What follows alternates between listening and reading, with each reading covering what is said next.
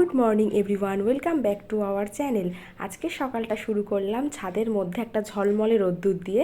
তো ঘড়িতে এখন বাজছে সকাল ওই 8টা মতো। আমি এসেছি আমাদের এই নতুন ঘরের ছাদে, আর এইখানে কয়েকটা ফুল গাছ লাগিয়েছে। তার মধ্যে এই একটা হচ্ছে জবা ফুল ফুটেছে। এই সেম গাছই আমি আমার ওই বাড়িতে লাগিয়েছিলাম, কিন্তু ফুল সেরকমভাবে হয়নি।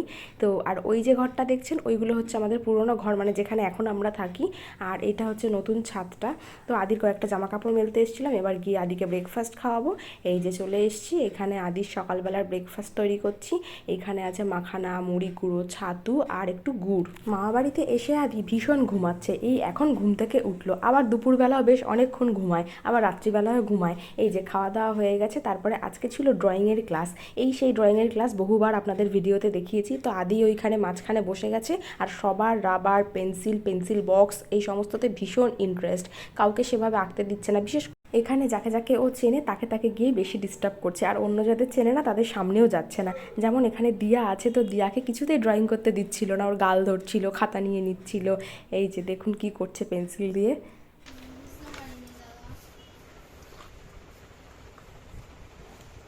এইবার চলে এসেছি আমাদের ব্রেকফাস্ট নিয়ে। তো আজকে হয়েছে খিচুড়ি, আর তার সাথে হচ্ছে আলুর পকোড়া। যেই কয়েকদিন আমি এসেছি সেই কয়েকদিন মাকে বলেছি যে একদম বেশি কিছু রান্না করবা না, কারণ আদি থাকে, ওকেও ধরতে হয়। আর এই বাড়িতে তো বেড রেলিং বা চেয়ার ওকে রাখার মতন কিছু নেই, ওকে সবসময় চোখে চোখে রাখতে হয় আর কোলে রাখতে হয়। তাই জন্য কিন্তু মা কি করছে, এই পদ সেই পদ করতে করতে এক গাদা পদ রান্না করছে প্রতিদিনই। তো আজকে বলেছি একদম সিম্পল রান্না করবে, কারণ সমস্ত মেয়েরা বাড়িতে গেলেই হয়তো তার মায়েরা এরকম করে। কিন্তু যেহেতু আরও আমি অনেক দিন বাদে এসেছি, অনেক দিন বাদে থাকছি, তাই জন্য এটা একটু বেশিই হচ্ছে। কন্টিনিউ আসলে হয়তো এরকমটা হতো না। তো যাই হোক, তো এইদিকে আদি খেলছে এখানে, ওকেও ব্যাস স্নান টান করাবো। আদিকে স্নান টান করিয়ে রেডি করে দিয়েছি। তারপরে আমি আজকে একটু রান্নাঘরে ঢুকেছি, কারণ আজকে আমি একটু পোলাও বানাবো। তার জন্য এইদিকে চালটাকে ধুয়ে তার মধ্যে নুন, হলুদ, ঘি দিয়ে ভালো করে মাখিয়ে একটু জলটা ঝরাতে দিয়েছি। পোলাওতে না চালের জলটা ভালো করে ঝরে গেলেই না সেটা আর কি ঝুরঝুরে হয়। আমি আগে যখন বানাতাম আমারটা না ঝুরঝুরে হতো না। আমি কি করতাম, এই যে কড়াইয়ের মধ্যে ঘি টি দিয়ে না চালটাকে খুব বেশি ভাজতাম না, কিন্তু পরে দেখলাম যে একটু ভালো করে নাড়াচাড়া করলেই তারপরে ওটা ঝুরঝুরে হয়। আগে আমার ভীষণ দলা দলা হয়ে যেত, তার জন্য আমার পোলাও বানাতে ইচ্ছাই করতো না। কিন্তু আবার এই পোলাওটাই আমাদের ওই বাড়িতে আমার শাশুড়ি মাও পারে না, এই বাড়িতে আমার মাও পারে না, আর ভাইও অতটা পারে না। তো খেতে ইচ্ছা করলে সেই বানাতেই হয়। তো তারপরে আস্তে আস্তে বলে না মানুষ করতে করতে তারপরে শিখে যায়, তো আমি বানাতে বানাতে তো এখন শিখে গেছি। তো মেন হচ্ছে গিয়ে এটা চালটাকে খুব ভালো করে জল ঝরাতে হবে, তারপরে এখানে কড়াইতেও অনেকক্ষণ নাড়তে হবে। এই যে তো দেখলেনই কিভাবে করলাম, যে প্রথমে ঘি দিয়ে সেটা একটু গরম হলো, তার মধ্যে আমি গোটা গরম মশলা দিয়ে দিলাম, আর একটু কাজু বাদামটা দিয়ে ভেজে নিলাম। কিশমিশটা আমি দিইনি, কারণ খুব শিগগিরই পুড়ে যায় কিশমিশটা দিলে, তো কিশমিশটা আমি এর পরে অ্যাড করব। আজকে যেহেতু বাড়িতে মটন হয়েছে, তো ওরা সবাই সাদা ভাত খেতে চাইছিল, কিন্তু মটনের সাথে একটু পোলাও খেতে ইচ্ছা করে। তো এই জন্য মটনটা মা বানিয়েছে আর পোলাওটা আমি বানাচ্ছি। আর এখন না কি হয়, আদি ছোট থাকার জন্য আমি বেশিক্ষণ তো রান্নাঘরে আসতে পারি না, সে এই বাড়িতে হোক আর ওই বাড়িতে। তো ওরা আমাকে সবটা গুছিয়ে রেখে দেয়, আমি টুক করে আসি, একটুখানির জন্য বানাই, মানে মেন রান্নাটা করি, করে তারপরে চলে যায়। আগের দিন যখন চিলি চিকেন হয়েছিল তখনও তাই, মা চিকেন টিকেন ভেজে সব কিছু হাতের সামনে রেখে দিয়েছিল, আমি জাস্ট এসে মানে ফটাফট করে করলাম, করে তারপরে আবার আদিকে খাওয়াতে চলে গেলাম। তো আজকেও তাই জাস্ট এইটা করে বসিয়ে দিয়ে আমি আবার চলে যাব আদিকে খাওয়াতে, কারণ স্নান টান করিয়ে ওকে এসেছি। আর আপনারা অনেকেই হয়তো জানেন বানাতে, আর যারা জানেন না তাদের উদ্দেশ্যে বলছি যে পোলাওতে এই জিনিসটা ভীষণ ইম্পর্টেন্ট, যে চাল আর জল। তো যতটা পরিমাণ চাল নেবেন ঠিক তার ডবল পরিমাণ জল নিতে হবে। মানে আমি একটা বাটির মধ্যে চালটা মেপে নিয়েছিলাম, তো সেই বাটির 2 বাটি জল দেব। তারপরে ঢাকা দিয়ে রাখতে হবে, আর তারপরে হয়ে গেলে মোটামুটি একটু সেদ্ধ হয়ে গেলে তার মধ্যে চিনি দিয়ে দিতে হবে, আর গরম মশলার গুঁড়ো অ্যাড করতে হবে। বেশ একটু নাড়াচাড়া করা হয়ে গেলে, গরম অবস্থাতে কিন্তু ওটা মানে দলা দলাই মনে হবে, কিন্তু ঠান্ডা হয়ে যাওয়ার পর একটু নাড়লেই সেটা পুরো ঝুরঝুরে হয়ে যাবে। তো এদিকে মা করছিল মটনটা এদিকে কষাচ্ছে, আর আমার তো পোলাওটা হয়ে গেছে। ও আরেকটা কথা, নামানোর সময় কিন্তু অবশ্যই একটু ঘি দেবেন, তাহলে আরেকটু স্মেল বেরোবে।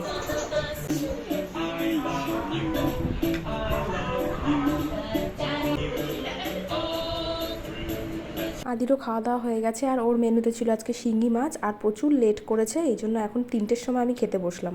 এখন ঘড়িতে বাজছে 4:30, মানে খেয়ে দিয়ে উঠে একটু জাস্ট রেস্ট নিয়েই রেডি হয়ে বেরিয়ে গেছি।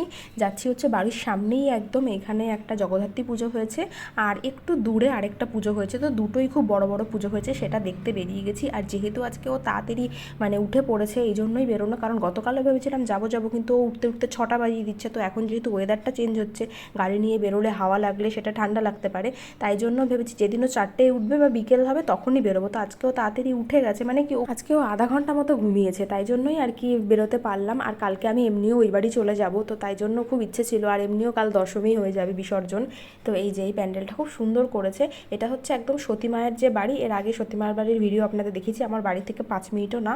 তো ওইখানে এই পুজোটা হয়েছে। আর আদির অবস্থা দেখুন, ও এখন যেখানেই যায় আগে ও ঢাক খোঁজে, মানে পুজো প্যান্ডেলের ভেতরে যে ঢাক থাকে সেটাও জানে। তো এইখানে গিয়ে ঢাকটা বাজাচ্ছিল না, তো এইখানে যে ঢাকিটা ছিল ওই দাদুটা উনি ওকে দিয়ে এরকম বাজাচ্ছে, কিন্তু ও তো এতে আরও বেশি আড়ষ্ট হয়ে যাচ্ছে। ওনাকে আমি বলছি আপনার ধরতে হবে না, ও নিজেই বাজাবে। তারপরে ওই যে উনি ছেড়ে দিয়েছে, এখন আবারও নিজে নিজে বাজাচ্ছে। আর কি খুশি দেখেছেন, বাবাও ভীষণ হাসছিল, এইখানে ঢাক 3টে ঢাক দেখেছে, খুব মজা পেয়েছে।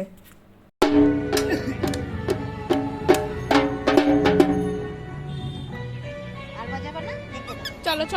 তারপরে চলে এসেছি আমরা পরের পুজো মণ্ডপে। তো এইখানে আমি আগে লাইটিংটা তুললাম রাস্তায় দাঁড়িয়ে, এখনও কিন্তু 5টাও বাজেনি, কিন্তু কেমন একটা অন্ধকার অন্ধকার হয়ে যাচ্ছে। তো এইটা হচ্ছে ওই 1 নম্বর মার্কেটের ওখানে, এখানে আজকে ভালো প্রোগ্রাম আছে, কালকেও খুব ভালো প্রোগ্রাম হচ্ছে, মানে 3-4 দিন ধরে ভালো ভালো প্রোগ্রাম হচ্ছে। আর প্যান্ডেলটাও খুব সুন্দর করেছে, চারিদিকে মেলাও বসেছে। গতকাল অদিতি মুন্সি এসেছিল, আজকে কার্তিক দাস বাউল আসবে। আর তো যাই হোক, ভাই আসছে প্রোগ্রাম দেখতে, সেখান থেকেই আমি খবরটা পেলাম। তো এইবার যাই আস্তে আস্তে ভেতরে। আর আরেকটা জিনিস কি বলুন তো, আদি এখন এই দুর্গাপুজোর সময় থেকে না ঠাকুর দেখাটা শুরু করেছে, আর প্রচুর আমরা ঠাকুর দেখেছি ওকে নিয়েই। কালী পুজোর ঠাকুরও দেখতে গেছি, এখনও বুঝতে পেরে গেছে যে বিকেলবেলা বেরোনো বা প্যান্ডেল মানেই সেখানে ঠাকুর। যেখানে আমি দাঁড়াচ্ছি হয়তো একটু নামতে দেরি হচ্ছে গাড়ি থেকে বা কিছু, ও সেখানে ব্যস্ত হয়ে যাচ্ছে নামার জন্য। আমি একটু আগে লাইটিংটা তোলার জন্য ওখানে গাড়িটা থামিয়েছি, ও ওখানে দাঁড়াবে না, ও নেমে পড়বে, মানে ভাবছে আবার যাবো প্যান্ডেলের ভেতরে। মানে এইগুলো, মানে ছোটো ছোটো জিনিসগুলো কীভাবে যে শিখে যাচ্ছে, আমরা জাস্ট অবাক হয়ে যাচ্ছি। মানে ওখানে মা বলছে তাহলে আমি ওকে নিয়ে নেমে যাই, মানে ও দাঁড়াতে দিচ্ছে না, তাড়াতাড়ি প্যান্ডেলের ভেতর চলো আর কি, এরকম বলছে। তো এই যে ঠাকুরটা খুব সুন্দর করেছে, আর ঠাকুরটা প্রচুর গয়না পরিয়েছে, খুব ভালো লাগছে। আর এখানে এসে আদি লায়ন দেখাচ্ছে, ওকে ফার্স্ট চেনালাম যে এটা লায়নের উপর ঠাকুর বসে আছে, আর এই জন্য বারবার দেখাচ্ছে লায়ন। তারপর ওকে আমি একটা ফুলাতা শার্ট পরিয়ে দিলাম, কারণ এখন একটু সন্ধ্যা সন্ধ্যা হয়ে যাচ্ছে, এখনই বাড়ি চলে যাব। এখন ওই 5টা মতন বাজে, কিন্তু তাও এখন তাড়াতাড়ি অন্ধকার হয়ে যায়। আর ওকে নিয়ে যাচ্ছি বলে খুব তাড়াহুড়ো, কারণ জাস্ট সন্ধ্যার আগে বাড়ি ফিরতে হবে। আর এইখানে এই গেমগুলো খুব সুন্দর, কিন্তু আমার ছেলে বড় না হলে এগুলো চড়তে পারবে না, কিন্তু বারবার এগুলো দেখাচ্ছে। আর ও এখন না মেলায় বা যেখানেই যাক না কেন খুব ভালো বুঝতে পেরে গেছে, বল বেলুন এগুলো ওর ভীষণ পছন্দের। অন্য খেলনা যতই বলি এটা দেখ এটা নে যেটা নেই, কিন্তু না, ওর সেই বল আর বেলুনের প্রতি নেশা।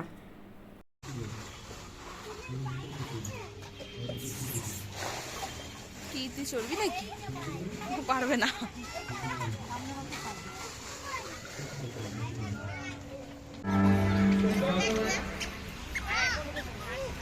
কোনটা কোনটা কোনটা কোনটা পাগল হয়ে গেছে।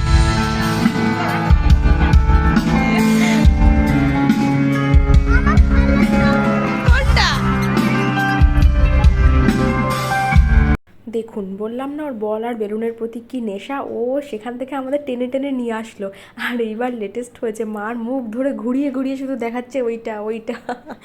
তো দুর্গাপুজোর সময় ও প্রত্যেকটা দিন যে কদিন বেরিয়েছে 3টে বেলুন 3 দিন বেরিয়েছে নিয়ে এসছে, কিন্তু বাড়িতে নিয়ে আসার পর খুব বেশিক্ষণ আর খেলে না, সমস্ত বাচ্চারাই হয়তো তাই, যে কোনো একটা খেলনা একটুখানি খেলবে, তারপরে সেই জেকে সেই রেখে দেবে। তো হয়ে গেছে নেওয়া, ওই বেলুনটা দিলাম, তারপর এখান থেকে একটু জিলেপি নিলাম, নিয়ে এক্ষুনি বেরিয়ে যাব। তো চলুন তারপরে বাড়ি যাই। চলে এসেছি বাড়িতে, এখন মোটামুটি এইটা নিয়ে আধা ঘন্টা খেলবে, তারপরে এটা কোথায় পড়ে থাকবে তার আর কোনো খোঁজ থাকবে না। রাস্তায় মাঝখানে দাঁড়িয়েছিলাম, একটু ফুচকা খেলাম, তো এই যে এসে এখন চাটা খাবো, আদিকে খাইয়ে দিলাম। আর তাহলে আজকে সারাদিনটা এই ছিল, ভিডিওটা এবার আস্তে আস্তে এখানেই শেষ করি। যদি কোথাও ভালো লেগে থাকে তাহলে like comment share and subscribe. পরের দিন দেখা হবে একেবারে ওই বাড়ির ভিডিও নিয়ে, কালকে সকালেই চলে যাব। এতক্ষণ আমার ভিডিওটা দেখার জন্য আপনাদের অসংখ্য ধন্যবাদ। সবাই ভালো থাকবেন, গুড নাইট। আসছি আবার পরের দিন পরের আরেকটি নতুন ভিডিও নিয়ে।